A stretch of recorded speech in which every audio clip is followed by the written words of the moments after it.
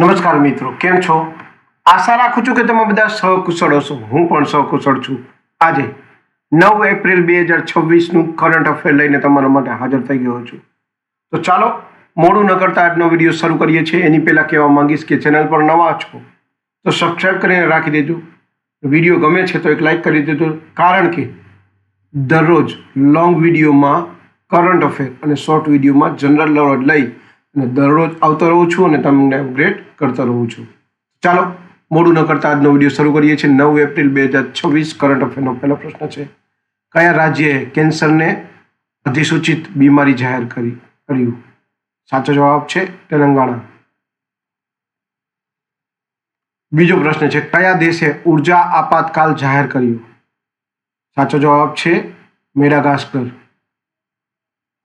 ત્રીજો પ્રશ્ન છે: વિયેતનામના નવા રાષ્ટ્રપતિ તરીકે કોણ નિયુક્ત થયા? સાચો જવાબ છે તોલામ. ચોથો પ્રશ્ન છે: આંધ્રપ્રદેશની નવી રાજધાની શું બની છે? સાચો જવાબ છે અમરાવતી. પાંચમો પ્રશ્ન છે: આવલિયાંગ મોન્યુ નામનો વસંત ઉત્સવ ક્યાં ઉજવાયો? સાચો જવાબ છે નાગાલેન્ડ.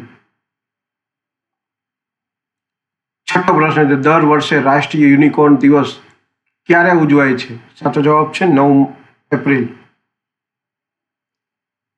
સાતમો પ્રશ્ન છે: એ રોડ વેલ ટ્રાવેલર નામની પુસ્તક કોની આત્મકથા છે? સાચો જવાબ છે આર.કે. રાઘવન. આઠમો પ્રશ્ન છે: ભારતનો પહેલો પ્રોટોટાઇપ ફાસ્ટ બ્રીડર રિએક્ટર ક્યાં સ્થાપિત થયો છે? સાચો જવાબ છે તમિલનાડુ. નવમો પ્રશ્ન છે: ચેતક સ્ક્રીન એવોર્ડ્સ 2026માં સર્વશ્રેષ્ઠ નિર્દેશક એવોર્ડ કોને મળ્યો છે?